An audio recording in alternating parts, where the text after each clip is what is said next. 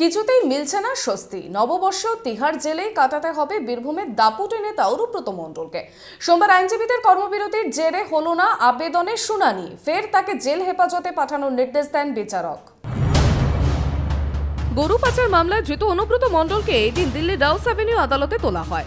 গত শনিবার দিল্লির রোহিণী এলাকায় খুন হন দ্বারকা আদালতের এক আইনজীবী। প্রতিবাদে এদিন কর্মবিরতির ডাক দেন দিল্লির অ্যাডভোকেটরা। আইনজীবীদের কর্মবিরতির জেরে এদিন রাউস অ্যাভিনিউ আদালতে হয়নি অনুব্রত মণ্ডলের মামলার শুনানি। অ্যাডভোকেট না থাকায় বিচারকের ঘরেই পেশ করা হয় বীরভূম তৃণমূলের দুর্দান্ত প্রতাপ নেতাকে। এরপরই আগামী 12 দিনের জন্য অনুব্রতকে জেল হেফাজতে পাঠানোর নির্দেশ দেন বিচারক। চলতি বছরের 15 এপ্রিল ফের তার মামলার শুনানি হবে। অন্যদিকে তিহারের বদলে আসানসোল জেলে যেতে চেয়ে আবেদন করেছিলেন বীরভূমের কেষ্ট। প্রয়োজন হলে কেন্দ্রীয় তদন্তকারীরা আসানসোল জেলে গিয়ে তাকে জিজ্ঞাসাবাদ করুন। এমনকি পরবর্তীকালে ফের দিল্লিতে আসার ক্ষেত্রেও কোনো সমস্যা নেই আবেদন জানান অনুব্রত মণ্ডল। জেল বদলের এই আর্জি শুনানিও এদিন হয়নি।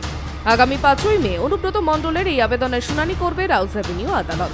তবে এদিন আদালত থেকে বের হওয়ার সময় শারীরিক অসুস্থতার কথা সংবাদ মাধ্যমকে জানান অনুব্রত মণ্ডল। শ্বাসকষ্ট রয়েছে বলেও জানিয়েছেন তিনি। 2 দফা ইডি জেরার পর হেফাজতে থাকার পরই অনুব্রত মণ্ডলকে তিহার জেলে নিয়ে যাওয়া হয়। দিল্লির সংশোধনাগারে নিয়ে যাওয়ার পর থেকেই বারবার অসুস্থ হয়ে পড়েন তিনি। এই অবস্থায় সম্প্রতি তিহার জেলের ডাক্তারখানায় তাকে ভর্তি করা হয়েছে বলেই জানা গিয়েছে। তাকে নিয়মিত ইনহেলার ও নেবুলাইজারের ব্যবহারের অনুমতিও দিয়েছে জেল কর্তৃপক্ষ।